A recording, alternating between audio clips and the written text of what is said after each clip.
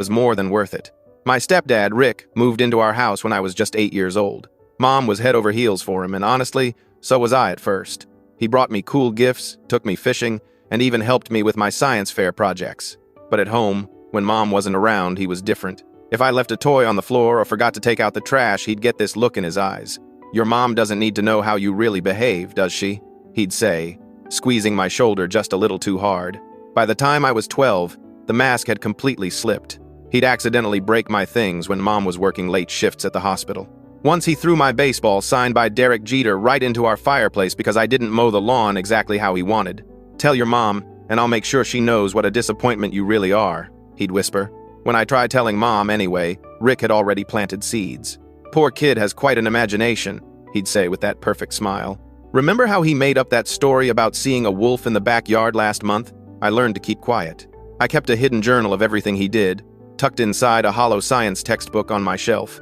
On my 18th birthday, I got accepted to a college across the country. Rick seemed thrilled to finally get rid of me. As I packed my things, he leaned against my doorframe. "Don't bother coming back for holidays," he smirked. "Your mom and I could use the alone time." That night, I heard them arguing downstairs. Mom was upset I was going so far away. "He's running from something," she said. "I just don't understand why he won't talk to me anymore." Rick's voice was soft, convincing. "Some boys just need space from their mothers. It's normal. Trust me." She said. She felt so stupid for not seeing it. I wanted to tell her everything then, but what good would it do? She was already broken. Instead, I moved back home to help her rebuild. Every few years, we'd hear rumors about Rick. He'd remarried a wealthy widow in Florida. Then, he was running a boat tour business in the Caribbean. Mom eventually found happiness with a kind man who actually deserved her. Meanwhile, I built a successful life, got married, had kids, started an accounting firm, but I never forgot about Rick. I used my professional skills to keep tabs on him over the years, just little checks, nothing illegal.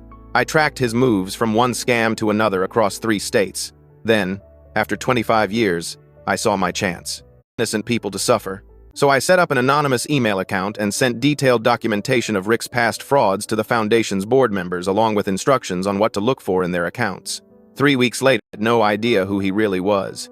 I watched his perp walk on YouTube. Same smug face, now older and panicked as reporters shouted questions. I noticed he still had that nervous habit of adjusting his collar when he lied. Mom called me that evening.